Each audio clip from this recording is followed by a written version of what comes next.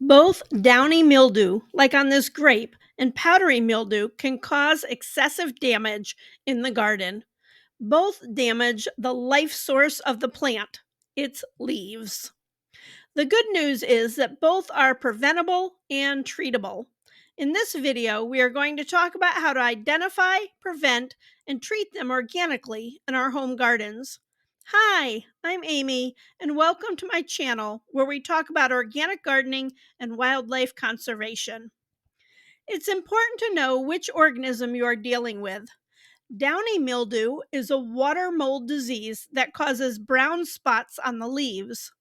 Powdery mildew is a fungal disease that looks like flour sprinkled on the leaves. We will start with downy mildew.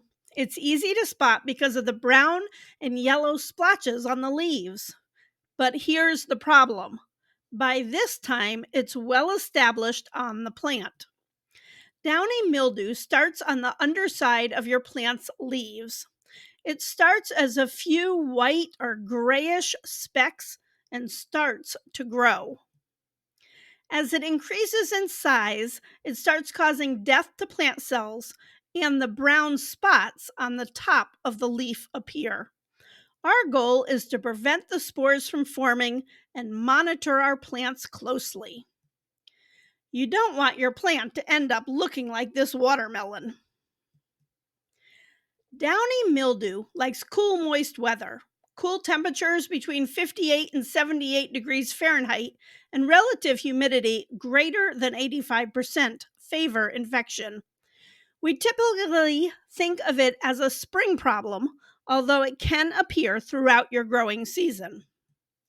Powdery mildew is not considered as big a threat as downy. That's not to say it can't damage and kill your plants. You are more likely to see powdery mildew in late summer. Powdery mildew spores are carried by air currents. They die off in cold winter weather. They overwinter in the south and come north on air currents, typically in July. The mildew can occur on any part of the plant, including the fruits. Powdery mildew likes high relative humidity with temps between 60 and 80 degrees Fahrenheit and a dry climate. So now we are going to talk prevention. A lot of these things may seem like old news to you, but it's important to keep them in mind when we are thinking about mildews. Keeping a clean garden is important.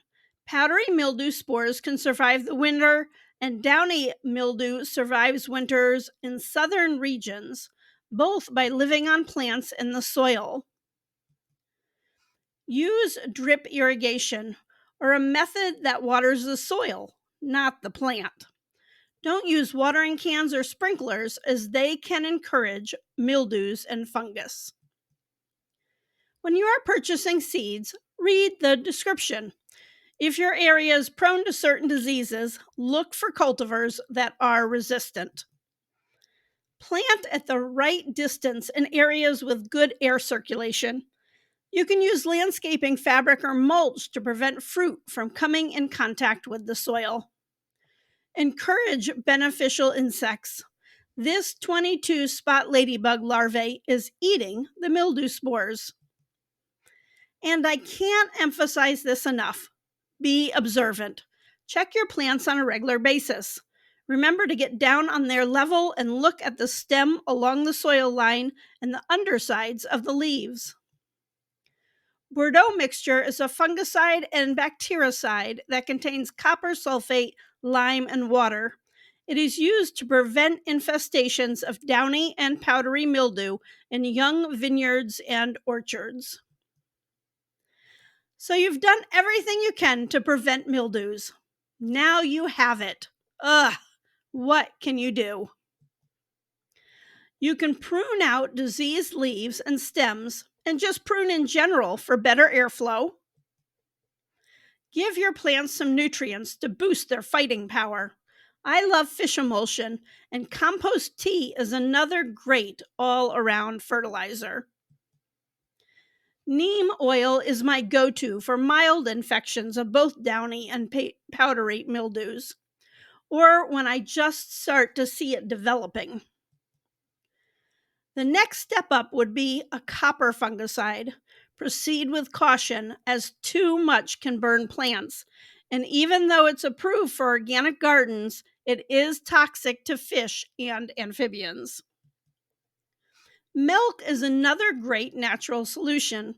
Studies have shown it inhibits the growth of powdery mildew. Use raw milk, 1 part milk to 9 parts water, then spray it on the leaves. The downside of this is that the milk may attract wildlife and the neighborhood cats. Baking soda is also touted as a home remedy. I love it for cleaning, but I am not a fan of using it on plants. Baking soda is sodium bicarbonate. It is basically a salt.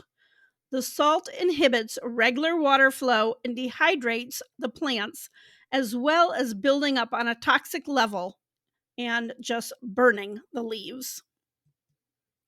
I hope this video has been a big help to you. Please subscribe to my channel and leave me a comment or suggestion on what videos you would be interested in. Thanks for watching and have a fabulous sunny day.